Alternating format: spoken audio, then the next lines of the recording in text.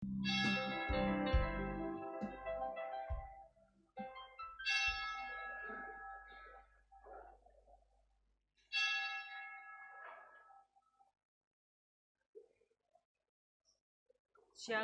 selamat pagi jemaat yang terkasih dalam Tuhan.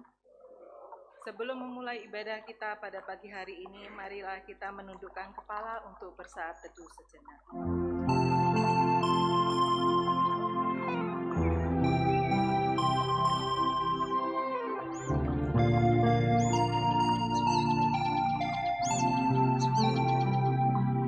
Arahkanlah hatimu kepada Tuhan dan beribadahlah kepadanya dengan sikap penyembahan. Ibadah kita pada pagi hari ini dimulai dalam nama Allah Bapa, Putra dan Roh Kudus.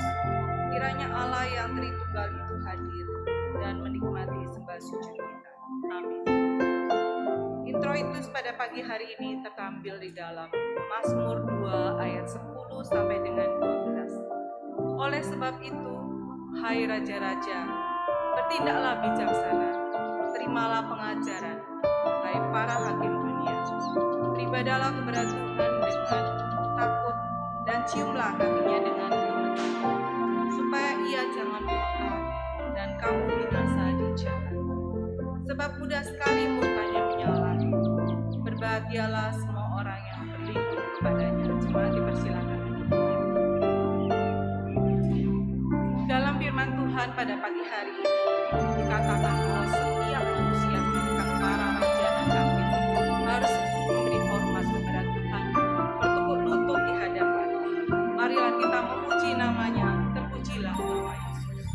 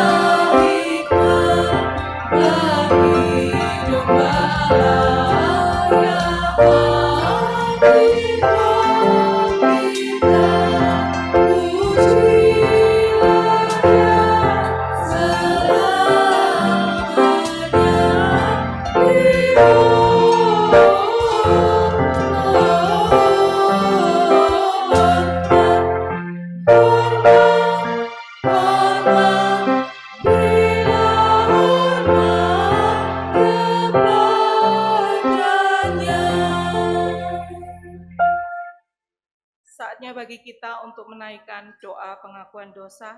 Marilah jemaat sekalian, kita boleh bangkit berdiri, kita menghadap Allah dengan hati yang tulus dan jujur, serta mengakui segala dosa-dosa kita. Mari kita berdoa. Allah Bapa kami yang bertata di dalam kerajaan surga, Allah yang kami sembah dan muliakan di dalam nama anak-Mu Yesus Kristus. Kami mengucapkan syukur dan terima kasih jika pada hari ini kami boleh beribadah di tempat ini.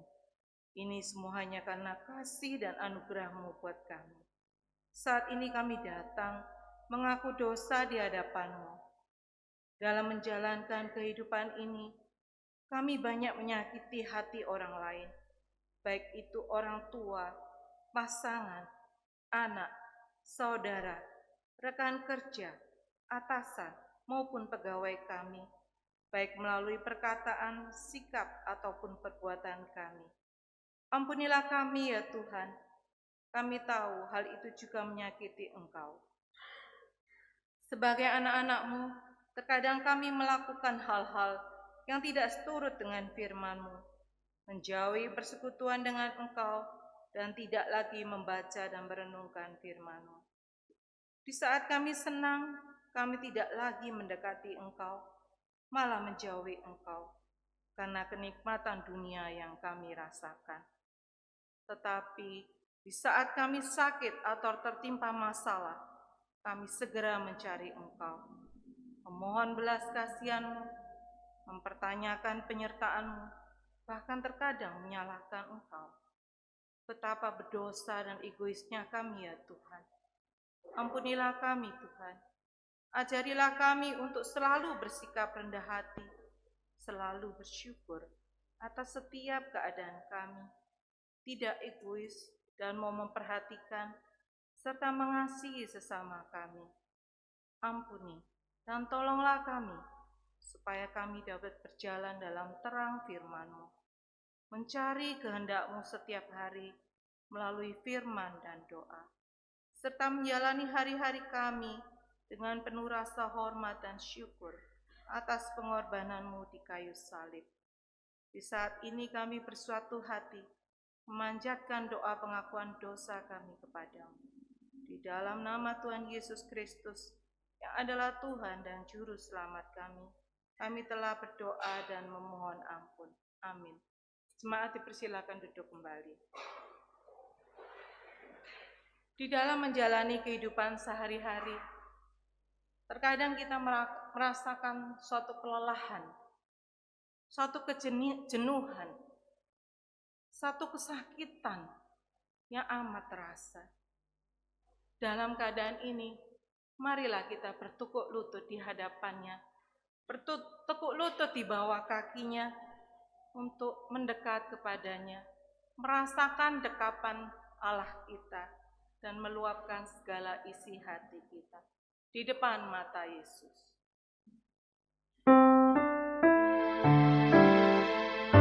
Kita akan menyanyikan bait 1 sampai dengan yang ketiga. Di depan mata Yesus, ku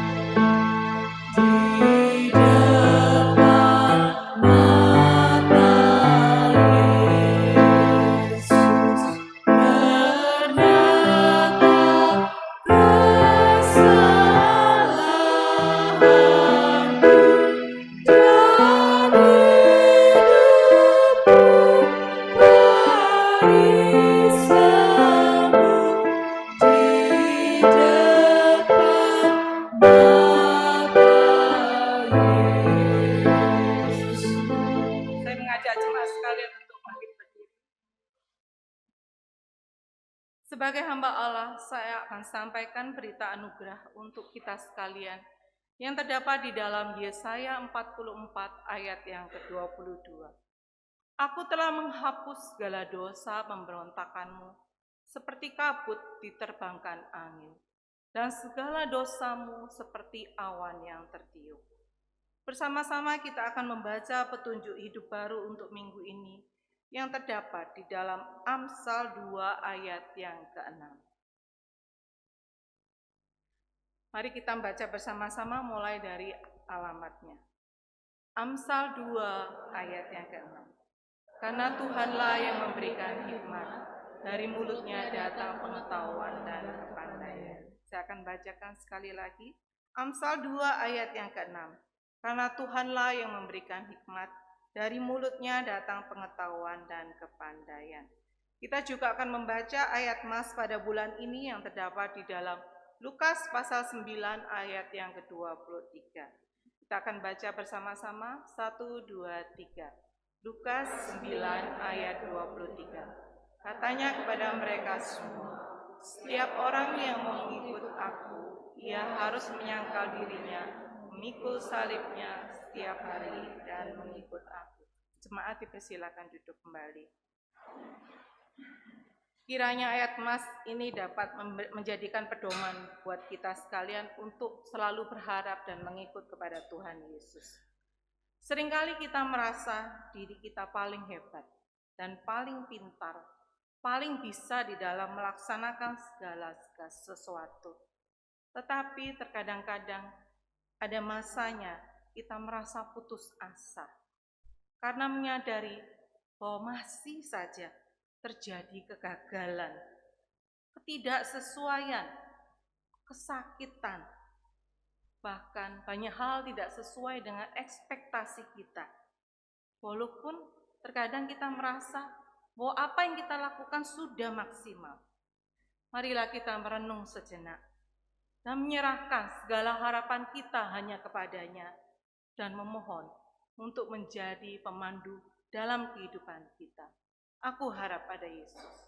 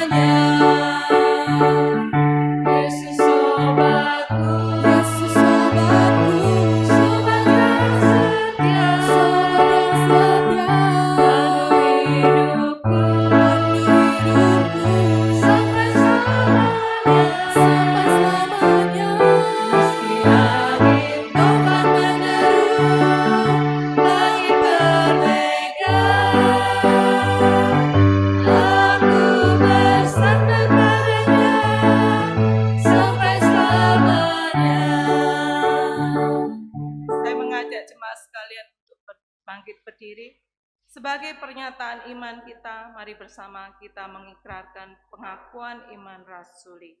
Pengakuan iman rasuli. Aku percaya kepada Allah, Bapa yang Maha Kuasa, Khalik langit dan bumi, dan kepada Yesus Kristus, Anak yang tunggal Tuhan kita, yang dikandung dari Roh Kudus, lahir dari anak darah Maria, yang menderita sengsara di bawah pemerintahan Pontius Pilatus, disalibkan, mati dan dikuburkan, turun dalam kerajaan maut. Pada hari yang ketiga, bangkit pula dari antara orang, naik ke surga, duduk di sebelah kanan Allah, Bapa yang Maha Kuasa, dan dari sana yang akan datang menghakimi orang hidup dan yang mati. Percaya pada Roh Kudus, percaya Yesus dan persekutuan orang kudus, pengampunan dosa, kebangkitan tubuh dan hidup yang kekal. Amin. Jemaat dipersilakan duduk kembali.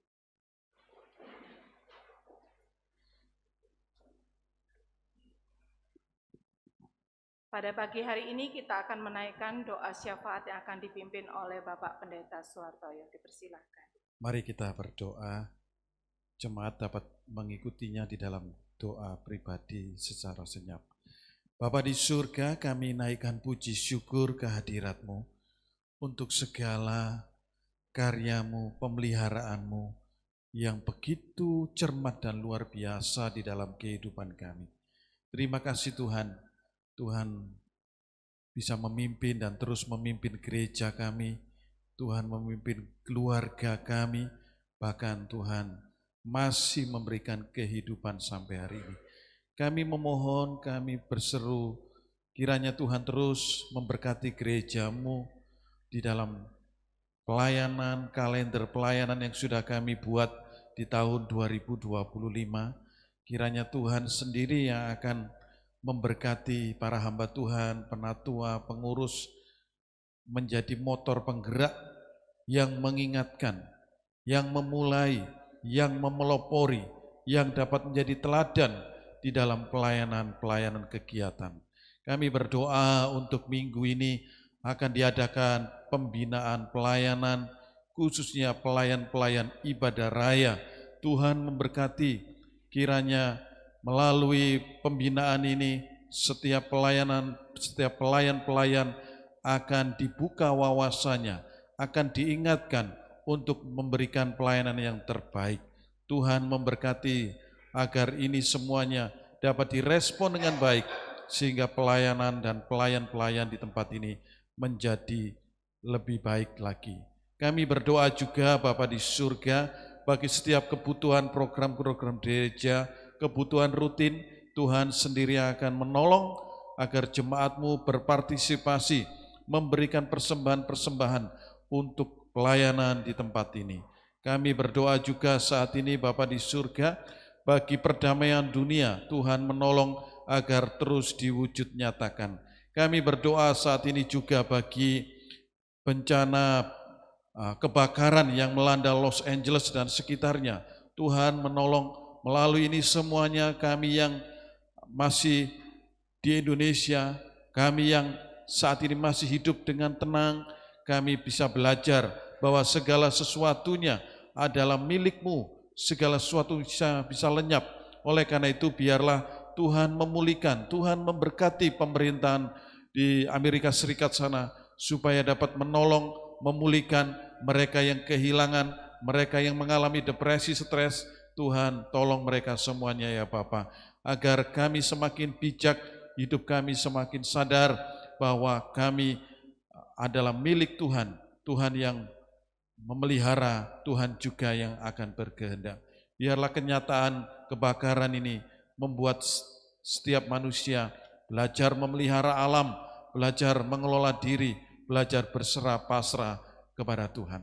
Bapa di surga, kami juga berdoa bagi BP Sinode, Tuhan menolong di dalam program-program mereka di dalam pelayanan ke depan. Bapa di surga, kami juga berdoa bagi jemaat kami yang saat ini membutuhkan doa khusus karena mereka perlu pemulihan secara intensif. Tuhan menolong pemulihan dari Ibu Felin yang akan membuka pen operasi kakinya di Surabaya. Tuhan turut campur tangan. Kami juga berdoa bagi Ibu Dharma pasca serangan jantung, Tuhan menolong memulihkan. Kami juga berdoa untuk kemoterapi yang dilakukan oleh Ibu Ayi Edison, Tuhan juga pulihkan dan Tuhan berkati semua prosesnya. Kami juga berdoa bagi jemaat-jemaat kami, khususnya yang lansia, yang lemah tubuh, yang sakit permanen, yang hanya bisa tinggal di rumah, Tuhan turut campur tangan dan memulihkan. Memberkati keluarga yang merawat agar diberikan kekompakan, kerjasama, kesabaran, sehingga pengabdian kepada orang tua sungguh-sungguh dinyatakan sebagai ekspresi kehidupan mereka sebagai anak Tuhan.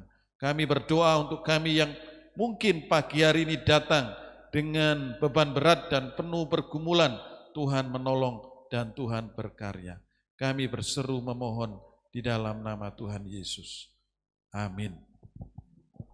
Terima kasih kepada hamba-Nya yang telah memimpin kita dalam doa syafaat. Saatnya bagi kita untuk mendengarkan firman Tuhan yang akan dibawakan oleh Evangelis Hana Ibu. Mari kita persiapkan hati dan pikiran kita dan kita pujikan, Ku tak akan menyerah.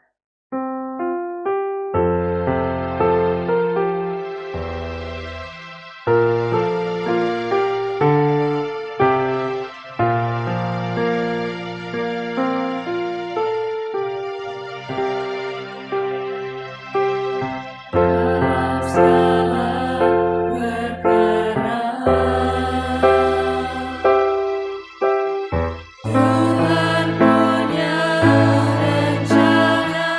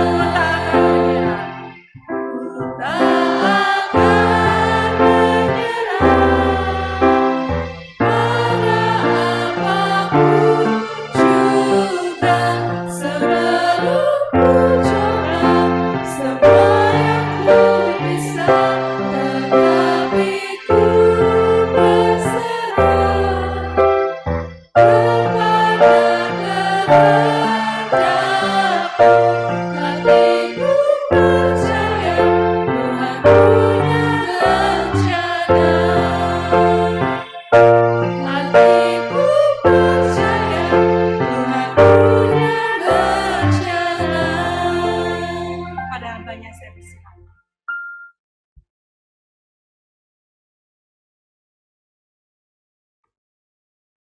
Mari kita berdoa. Kami percaya ya Tuhan bahwa Tuhan punya rencana yang baik di dalam kehidupan kami. Karena itu Tuhan ajar kami untuk memahami rencana Tuhan di dalam kehidupan kami, sehingga kami semakin hidup seturut dengan apa yang telah Tuhan tetapkan bagi kami. Dan kami juga bersyukur ya Tuhan, di tengah persekutuan ini kami akan merenungkan firman Tuhan.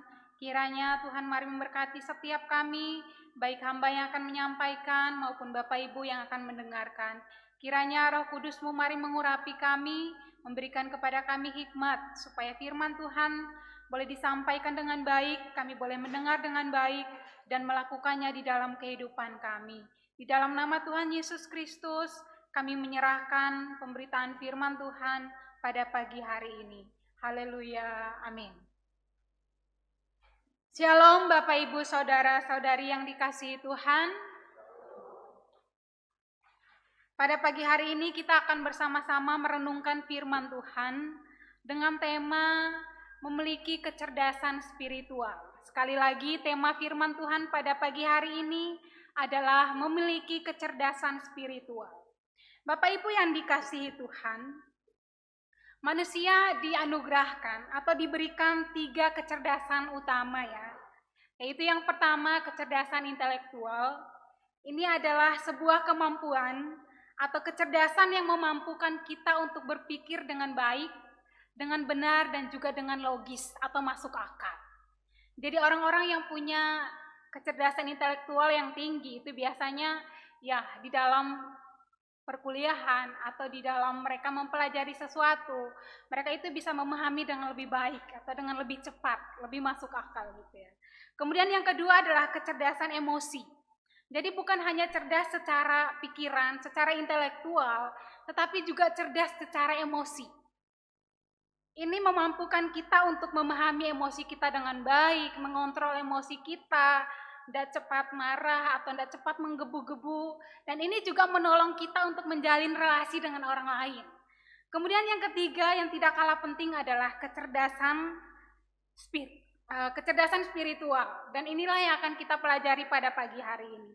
Kecerdasan spiritual ini akan memampukan kita untuk menerapkan nilai-nilai moral atau hal-hal yang benar di dalam kita menjalani kehidupan kita hari lepas hari. Dan juga para ahli itu mengatakan bahwa seseorang yang punya kecerdasan spiritual itu akan mampu menemukan tujuan kehidupannya di dalam dunia ini. Dia akan paham untuk apa dia hidup dalam dunia ini, dia akan mampu menerapkan moral yang baik, dia akan mampu menerapkan tindakan-tindakan yang baik di dalam kehidupan dia setiap hari. Tapi Bapak Ibu yang dikasihi Tuhan, para ahli ini juga mengatakan kalimat seperti ini. Boleh ditampilkan slide selanjutnya. Mereka mengatakan bahwa seseorang itu tidak perlu beragama atau tidak perlu bertuhan untuk punya kecerdasan spiritual. Jadi mereka katakan, secara umum mereka katakan, tidak perlu seseorang itu menjadi orang Kristen atau tidak perlu seseorang itu bertuhan untuk punya kecerdasan spiritual. Dan Bapak Ibu, memang kalau kita lihat di dalam kehidupan kita, orang-orang ateis atau orang-orang yang tidak bertuhan, itu terkadang moral atau etika mereka itu lebih baik dibandingkan kita. Mereka dalam hal memberi, dalam hal memperhatikan lingkungan, dalam hal memperhatikan ciptaan lain, itu mereka baik, bahkan terkadang itu lebih baik dibandingkan dengan kita. Tapi Bapak Ibu yang dikasihi Tuhan, satu hal yang menarik itu adalah di dalam iman Kristen, itu mengajarkan bahwa moral atau perbuatan baik apapun yang kita lakukan, itu harus didasarkan pada kebenaran firman Tuhan. Jadi ini sangat bertolak belakang dengan pemahaman secara umum ya. Secara umum itu mereka katakan, kamu bisa melakukan kebenaran, kamu bisa berbuat baik sebanyak mungkin tanpa harus menjadi orang Kristen, tanpa harus percaya kepada Tuhan. Tetapi di dalam iman Kristen itu katakan bahwa kamu akan mampu berbuat baik dengan benar. Ingat ya Bapak Ibu, berbuat baik dengan benar itu ketika kita itu percaya kepada Tuhan. Maka di dalam iman Kristen itu mengajarkan Bapak Ibu bahwa seseorang itu akan mampu punya kecerdasan spiritual yang baik, kecerdasan spiritual yang benar ketika dia sudah percaya kepada Tuhan dan dia menjadikan firman Tuhan itu sebagai dasar bagi dia di dalam melakukan perbuatan-perbuatan baik lainnya. Inilah yang membedakan kehidupan kita sebagai orang percaya dengan kehidupan orang-orang di luar yang tidak percaya kepada Tuhan. Orang-orang di luar yang tidak percaya kepada Tuhan, mereka berbuat baik, mereka menolong orang lain, tetapi tanpa dasar firman Tuhan. Tetapi orang-orang Kristen, ketika kita menolong orang lain, ketika kita berbuat baik, kita punya dasar firman Tuhan dan kita punya alasan yang benar. Mungkin orang lain berbuat baik, alasannya supaya mendapatkan surga. Tetapi orang Kristen berbuat baik, menunjukkan moral yang baik, etika yang baik, alasannya karena kita sudah diselamatkan. Inilah yang membedakan kecerdasan spiritual Kristen dan juga kecerdasan spiritual secara umum. Dan Bapak Ibu yang dikasihi Tuhan, 3 kecerdasan tadi yang dijelaskan di awal, ini adalah kecerdasan yang sangat-sangat penting di dalam kita menjalani kehidupan kita hari lepas hari. Saya ingat dulu sebelum kami diutus untuk melayani ke ladang-ladang, itu kampus mendatangkan para psikolog ke kampus dengan timnya, kemudian setiap mahasiswa itu harus ikut tes.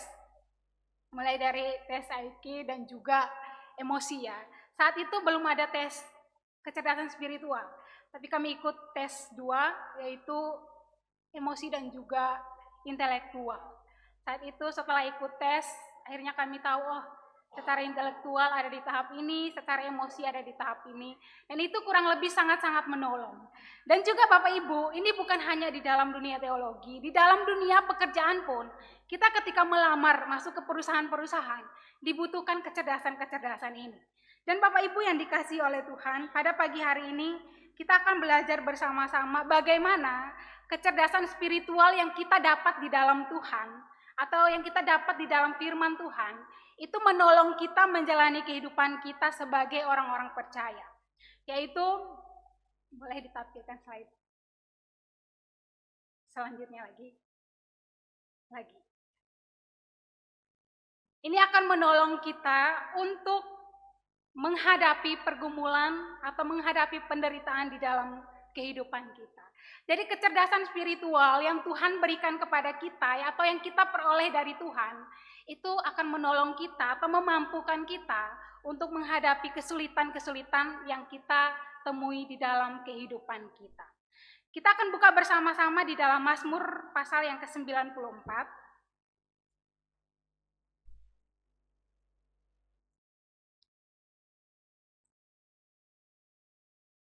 Ayat yang ke-12 sampai ayat yang ke-14. Sekali lagi, Mazmur pasal yang ke-94, ayat yang ke-12 hingga ayat yang ke-14. Kita akan baca bersama-sama dari ayat yang ke-12, 3, 4. Berbahagialah orang yang kau hajar ya Tuhan, dan yang kau ajari dari Taurat-Mu, untuk menenangkan dia terhadap hari-hari malapetaka, sampai digali lubang untuk orang fasik. Sebab Tuhan tidak akan membuang umatnya, dan miliknya sendiri tidak akan ditinggalkan. Demikian firman Tuhan. Di dalam penjelasan Bapak Ibu, saya juga akan melihat beberapa ayat lain, yaitu mulai dari ayat pertama sampai ayat yang ke-23, saya akan mengutip beberapa ayat yang tidak kita baca pada saat pagi hari ini. Nah Bapak Ibu yang dikasihi oleh Tuhan, Mazmur ini tidak diketahui dengan jelas siapa yang menulis Mazmur ini, tetapi beberapa ahli itu mengatakan kemungkinan besar yang menulis Mazmur ini adalah raja-raja yang hidup di masa ketika orang-orang Israel itu dibuang ke pembuangan, atau bangsa umat Tuhan itu diungsikan ke pembuangan. Dan Mazmur ini ditulis dengan tujuan untuk memohon belas kasihan Tuhan, dengan tujuan untuk memohon keadilan Tuhan. Karena memang pada masa itu bangsa Israel atau umat pilihan Tuhan itu sedang menghadapi ketidakadilan yang sangat-sangat luar biasa. Jadi pada masa itu orang-orang Kristen atau orang-orang percaya atau umat Tuhan itu dibuang ke pembuangan, dan ketika di pembuangan mereka itu diperlakukan dengan tidak semena-mena. Kita boleh perhatikan itu di dalam ayat yang ke-1 sampai ayat yang ke-11. Itu menjelaskan bahwa mereka berada di dalam ketidakadilan yang luar biasa. Mereka disiksa, mereka dihajar habis-habisan, tetapi setelah itu orang-orang yang menghajar mereka hidup di dalam kemakmuran yang luar biasa. Hidup di dalam keadaan yang sangat-sangat baik. Tetapi mereka terus hidup di dalam penderitaan. Inilah yang membuat sang pemazmur ini menaikkan doa kepada Tuhan. Kita bisa lihat di ayat yang pertama, sang pemazmur katakan, "Ya Tuhan pembalas, ya Tuhan, ya Allah pembalas, tampillah." Karena memang saat itu mereka sudah sangat-sangat menderita. Mereka sudah sangat-sangat menghadapi ketidakadilan. Mereka merasa seolah-olah Tuhan itu tidak tampil menolong mereka. Sehingga di ayat 1 sang pemazmur itu seolah-olah berteriak, "Tuhan tampil, Engkau sebagai Allah yang maha adil, tampillah untuk menolong kami." Dan Bapak Ibu yang dikasihi oleh Tuhan, dari mazmur ini kita akan melihat bersama-sama kecerdasan yang Tuhan berikan kepada kita. Itu akan menolong kita memahami beberapa hal ini di dalam penderitaan. Yang pertama adalah akan menolong kita memahami bahwa Tuhan itu tidak akan meninggalkan kita ketika kita itu berada di dalam penderitaan. Boleh 2 slide ya. Tuhan tidak akan meninggalkan kita ketika kita itu berada di dalam penderitaan. Salah satu negara di Asia yaitu Jepang, itu adalah negara dengan tingkat intelektual yang sangat tinggi. Banyak anak-anak muda di sana yang kalau belajar itu belajarnya luar biasa, dan memang rata-rata anak-anak muda di sana itu sangat-sangat cerdas. Tetapi di bangsa ini juga ditemukan banyak sekali anak-anak muda yang pada akhirnya bunuh diri, mengakhiri hidup karena tidak kuat menghadapi tekanan yang mereka temui, baik itu di dalam keluarga, di dalam studi, atau juga di lingkungan pertemanan. Secara intelektual mereka baik, tetapi secara spiritual mereka tidak begitu kuat untuk menghadapi tekanan yang ada di dalam kehidupan mereka, hingga pada akhirnya mereka memilih untuk mengakhiri kehidupan mereka. Nah Bapak Ibu yang dikasihi Tuhan, karena itu sangat-sangat penting kita itu punya yang namanya kecerdasan spiritual, yang tentunya tadi berasal dari Tuhan, yang berasal dari kebenaran firman Tuhan. Dan kecerdasan inilah yang akan menolong kita untuk menghadapi kesulitan hidup. Kalau orang-orang yang tidak mengenal Tuhan, mungkin ketika menghadapi kesulitan hidup, yang mereka pikirkan adalah Tuhan tidak ada, atau Tuhan tidak berbelas kasihan kepada mereka, atau Tuhan tidak menolong mereka. Tetapi orang-orang yang punya kecerdasan spiritual, orang-orang yang ditolong Tuhan, orang-orang yang dekat dengan Tuhan, orang-orang yang diberi hikmat oleh Tuhan, itu akan mampu menyadari bahwa di dalam penderitaan hidupnya, itu Tuhan tidak akan pernah meninggalkan dia. Kita boleh perhatikan dari ayat pertama hingga ayat yang ke-7, kemudian juga dilanjutkan ayat yang ke-8 sampai ayat yang ke-11. Setelah sang pemazmur berseru mohon supaya Tuhan tampil menolong mereka di tengah ketidakadilan mereka, itu kemudian pemazmur katakan di ayat yang ke-8, ayat yang ke-8 sampai ayat yang ke-11, bahwa Tuhan itu akan menolong mereka. Sang pemazmur tegaskan bahwa Tuhanlah yang punya telinga, tentu dia akan mendengar keluhan kita. Atau Tuhanlah yang punya mata, dia akan melihat keluhan kita. Tuhanlah yang menciptakan akal, dia pasti mengerti apa yang kita alami. Jadi setelah sang pemazmur itu seolah-olah berseru, Tuhan kok tidak tampil tolong kita, Tuhan kok tidak tampil untuk menyelesaikan masalah kita. Tetapi dia sampai di satu titik di mana dia sadar bahwa Tuhan itu mendengar mereka, bahwa Tuhan itu mengetahui apa yang mereka alami, Tuhan itu akan menolong mereka. Jadi Bapak Ibu yang dikasihi Tuhan, sang pemazmur ini pada akhirnya sadar bahwa memang pada saat itu Tuhan tidak segera turun tangan untuk menolong mereka. Tetapi di lain sisi dia sadar bahwa Tuhan tidak tutup mata melihat pergumulan mereka. Dia tidak menutup hatinya untuk menyadari bahwa Tuhan melihat dan Tuhan menolong mereka.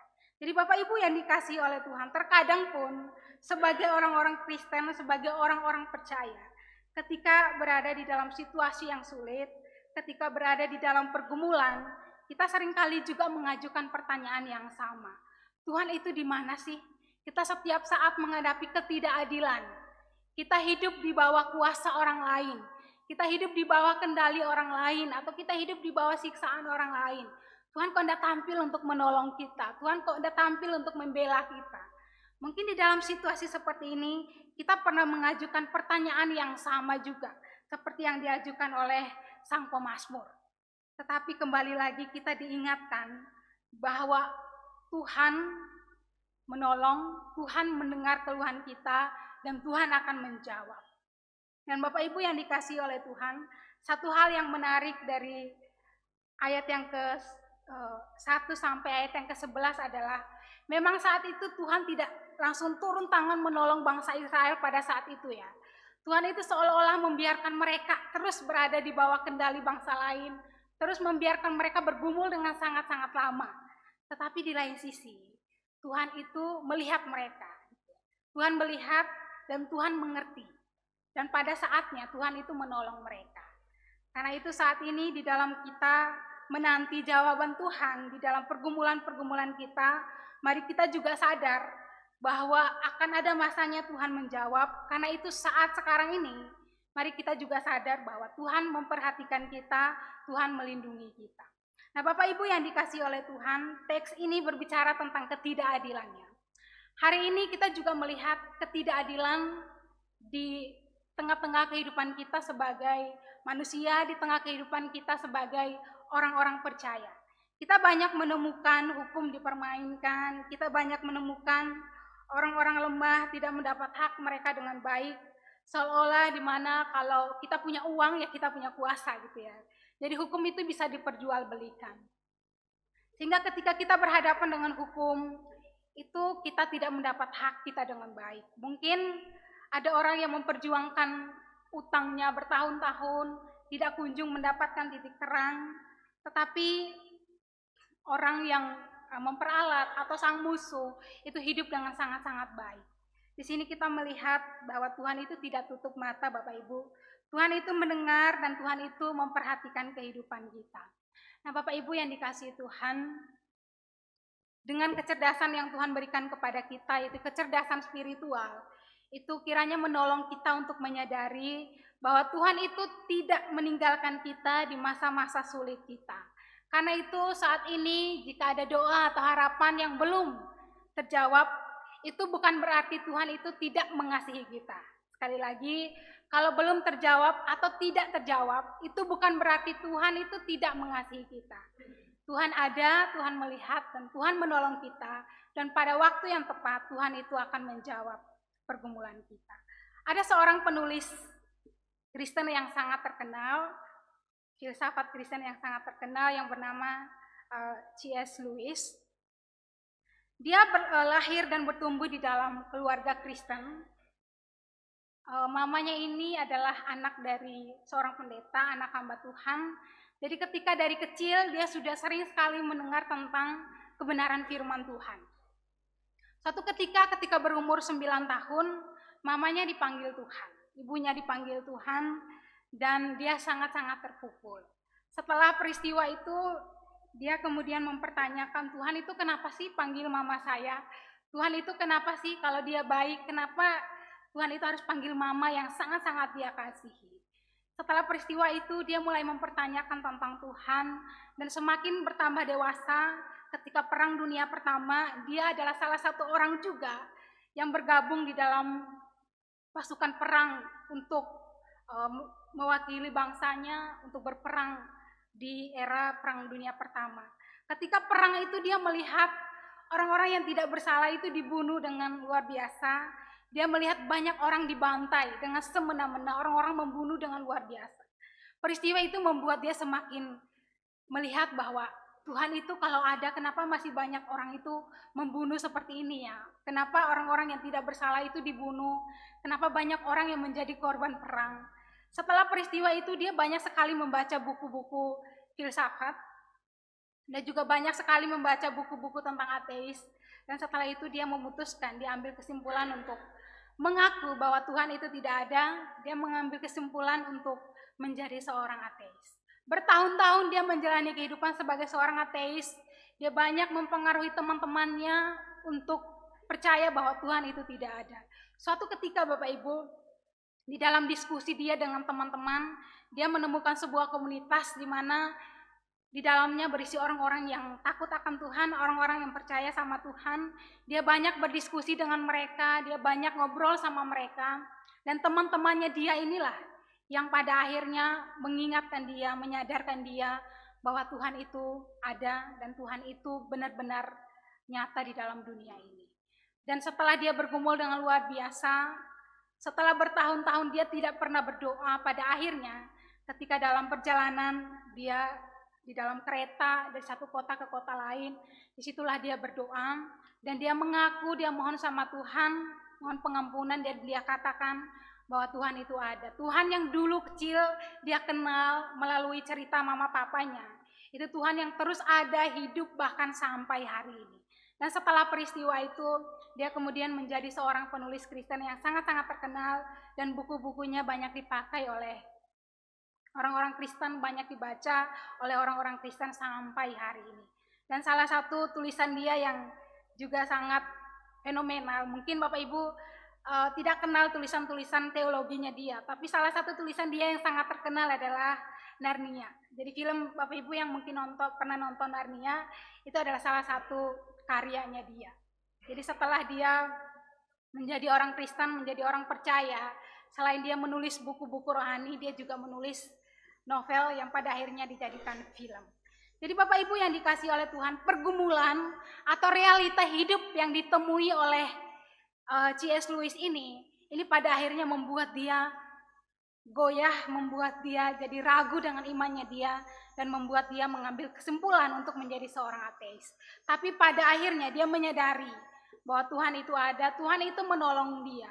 Walaupun ketika kecil Tuhan mengambil mamanya, tetapi pada akhirnya dia sadar bahwa Tuhan itu baik. Pada akhirnya dia sadar bahwa Tuhan itu tetap menolong kehidupan dia. Jadi Bapak Ibu yang dikasihi oleh Tuhan, mari belajar bersama-sama, gunakan hikmat yang Tuhan berikan kepada kita, itu untuk melihat keberadaan Tuhan di tengah pergumulan kita.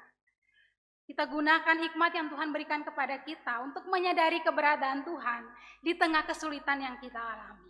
Kemudian yang kedua, kecerdasan spiritual yang Tuhan berikan kepada kita juga menolong kita untuk menyadari bahwa penderitaan atau pergumulan hidup itu terkadang juga diizinkan oleh Tuhan sebagai bentuk disiplin untuk mendisiplinkan kita. Jadi kecerdasan spiritual yang bersumber dari Allah itu juga pada akhirnya menolong kita menyadari bahwa penderitaan itu terkadang dipakai oleh Tuhan untuk mendisiplinkan kehidupan kita atau untuk menolong kehidupan kita. Bapak Ibu, kalau kita perhatikan di ayat yang ke-12 sampai ayat yang ke-15, itu sang pemazmur katakan bahwa berbahagialah orang yang kau hajar ya Tuhan. Kemudian, dan yang kau ajari dari Tauratmu untuk menenangkan dia terhadap hari-hari malapetaka sampai digali lubang untuk orang-orang fasik. Bapak Ibu yang dikasihi oleh Tuhan, di tengah pergumulan yang dialami oleh sang pemazmur, di tengah ketidakadilan itu, sang pemazmur juga sadar bahwa ini salah satu cara Tuhan untuk menegur kita, untuk bahwa kita itu kembali sama Tuhan. Ini kiranya kita melihat satu hal baik juga di sini ya Bapak Ibu. Di dalam pergumulan atau tantangan hidup yang Tuhan izinkan kita hadapi, mungkin Tuhan itu ingin kita belajar dari situ. Atau mungkin Tuhan itu mau bawa kita kembali kepada jalannya. Tuhan itu mau bawa kita kembali untuk lebih dekat kepada Dia. Karena mungkin kita sudah melangkah jauh dari Tuhan. Karena itu Tuhan kasih pergumulan, Tuhan kasih masalah. Supaya kita sadar bahwa kita sudah terlalu jauh dan kita kembali kepada Dia. Dan inilah yang disadari oleh sang pemazmur pada saat itu. Hingga pada akhirnya dia melihat pergumulan itu sebagai suatu berkat. Dia melihat pergumulan itu sebagai suatu hal yang baik. Supaya dia itu bisa kembali kepada Tuhan. Supaya bangsa Israel itu bisa kembali kepada Tuhan. Dan memang benar Bapak Ibu, banyak sekali cerita di dalam perjanjian lama. Itu yang menunjukkan bahwa Tuhan itu seringkali menghukum bangsa Israel dengan menggunakan bangsa lain. Boleh ditampilkan slide selanjutnya. Tuhan menggunakan kejahatan bangsa lain itu untuk menghukum kejahatan bangsa Israel. Itu seringkali terjadi Bapak Ibu. Ketika dalam perjalanan di padang gurun, di tengah ketidaktaatannya bangsa Israel, Tuhan itu seringkali loh pakai bangsa yang jahat, bangsa yang tidak takut akan Tuhan itu dipakai untuk menghukum Israel, bangsa Israel yang tidak taat juga. Dan pada akhirnya selain bangsa Israel dihukum, bangsa yang tidak taat itu pun dihukum. Jadi dua pihak ini sama-sama dihukum ya. Jadi Tuhan itu menggunakan kejahatan bangsa lain itu untuk menghukum kejahatan bangsa Israel. Jadi Bapak Ibu yang dikasihi oleh Tuhan, pada akhirnya sang pemazmur ini sadar bahwa kita itu punya kejahatan, kita itu punya keterbatasan.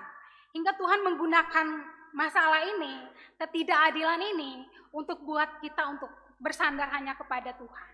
Nah Bapak Ibu yang dikasihi oleh Tuhan, satu hal yang juga disadari oleh sang pemazmur, selain dia menyadari bahwa masalah atau pergumulan itu menguatkan mereka, dia juga menyadari bahwa di ayat yang ke-13 menyadari bahwa masalah itu untuk menenangkan dia terhadap hari-hari malapetaka. Pada akhirnya sang pemazmur melihat pergumulan itu selain sebagai sebuah teguran dari Tuhan, dia juga melihat pergumulan atau ketidakadilan itu sebagai salah satu bentuk Tuhan untuk membekali dia. Hari ini kamu bergumul dengan pergumulan ini untuk menguatkan iman kamu hingga pada akhirnya ketika ke depan kamu menghadapi malapetaka atau masalah yang sama, kamu tidak akan goyah karena kamu sudah dikuatkan dengan masalah hari ini. Itulah yang dilihat oleh pemazmur di tengah pergumulan hidupnya dia ya.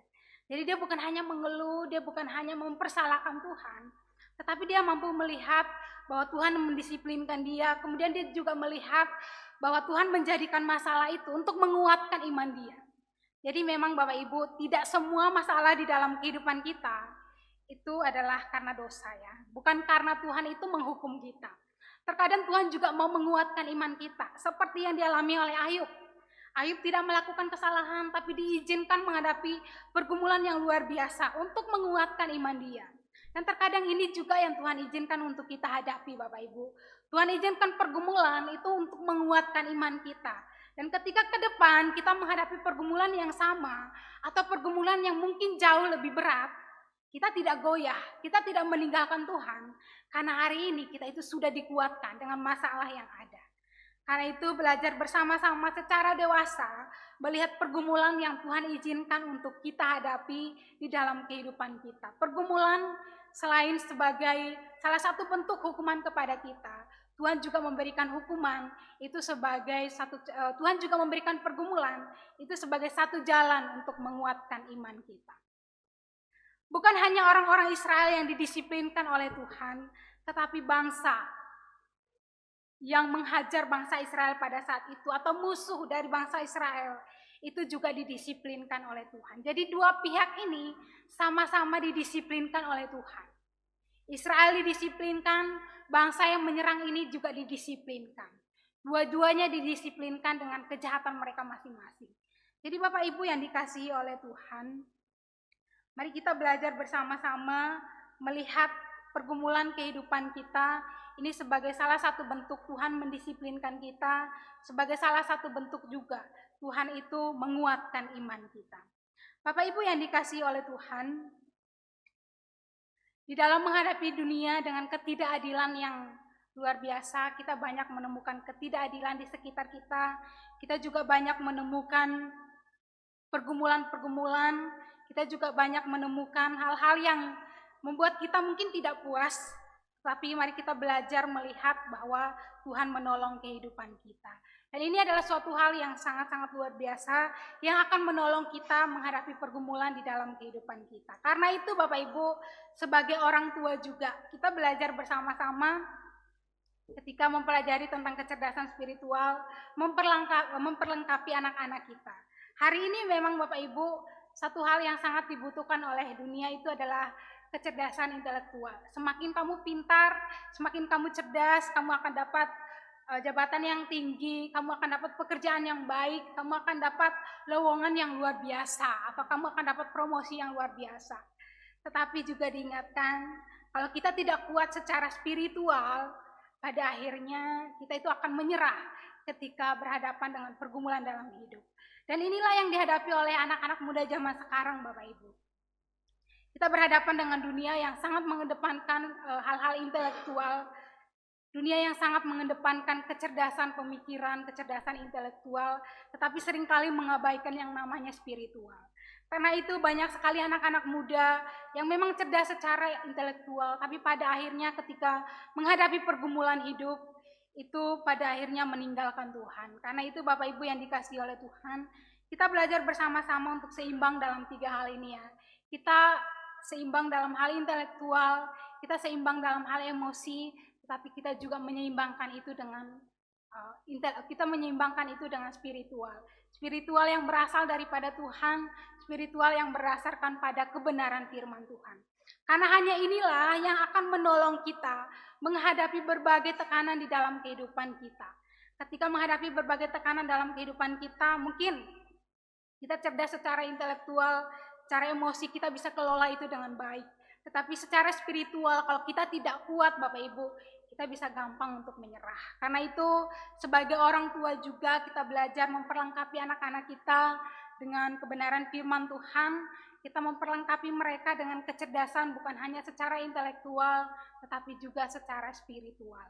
Karena inilah yang akan menjadi bekal bagi mereka di dalam menjalani kehidupan mereka ke depan di tengah dunia yang sangat-sangat penuh dengan kejahatan ini.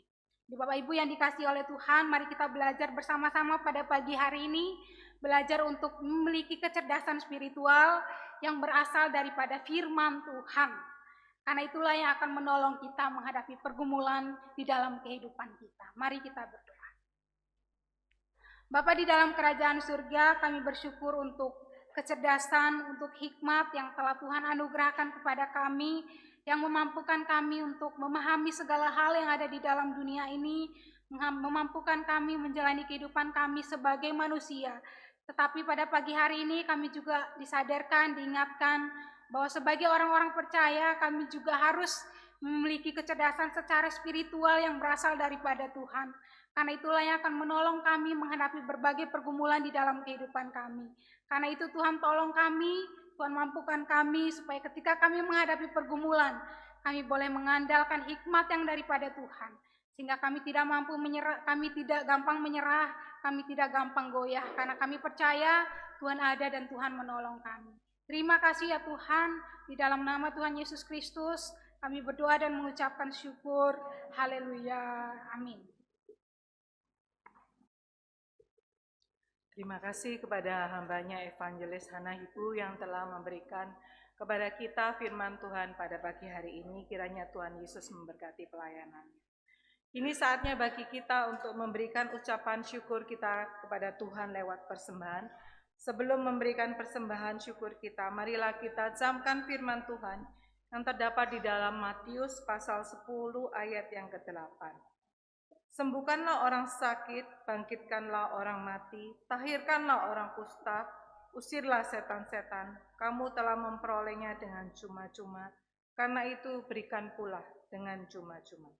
Kita akan memberikan persembahan dan menaikkan pujian Bapakku memelihara.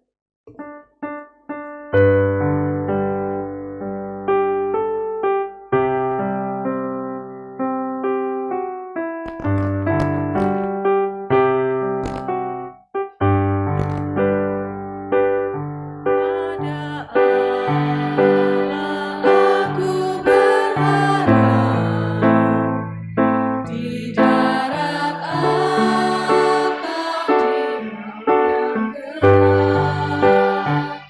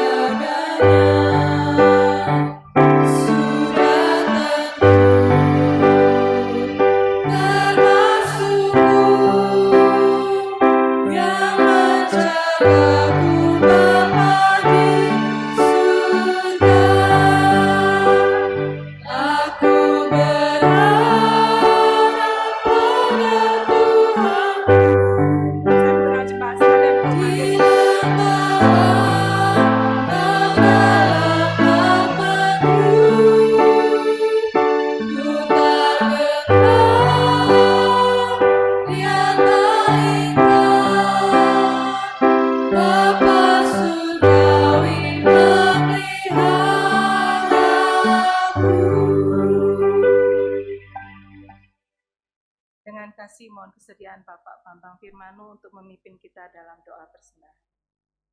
Bapa kami dalam kerajaan surga, kami mengucap syukur karena Bapa telah memberkati kami semua jemaat-Mu di tempat ini dengan berkat yang berkelimpahan. Pada pagi hari ini, kami bersama-sama mengumpulkan persembahan kami. Kiranya Tuhan berkenan untuk memberkatinya, untuk pelebaran kerajaan Tuhan di tempat ini.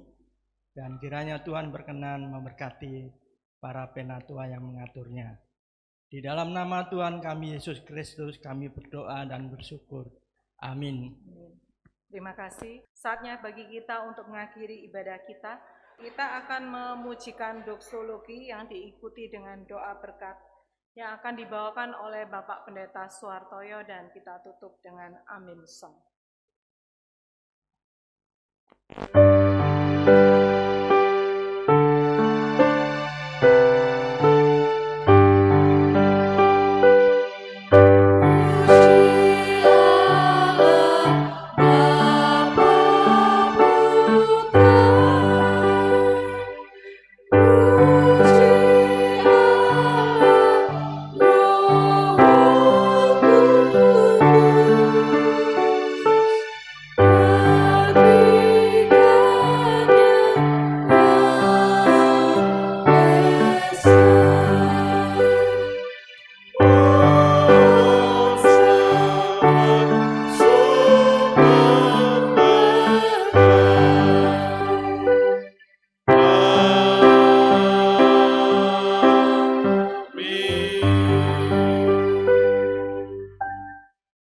Marilah kita memiliki kecerdasan spiritual. Di tahun yang baru ini, kita bangun kehidupan rohani kita dengan kehidupan spiritual. Pulanglah dan terimalah berkat Tuhan. Kiranya kasih yang abadi yang kekal dari Allah Bapa di surga yang mulia, kiranya anugerah keselamatan di dalam Tuhan kita Yesus Kristus, kiranya penghiburan, pertolongan, kekuatan yang akan memampukan kita untuk memiliki kecerdasan spiritual yang datangnya dari Allah Roh Kudus, menyertai hidupmu sekalian, mulai saat ini sampai Maranatha, Tuhan Yesus datang yang kedua kali. Amin.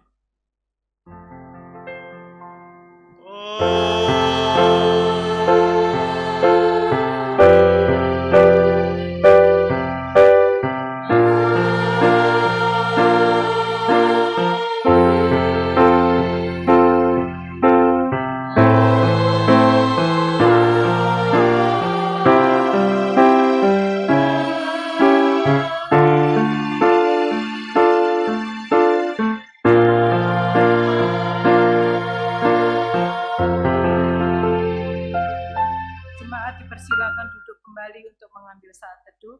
Ibadah selesai, selamat hari Minggu, Tuhan Yesus memberkati.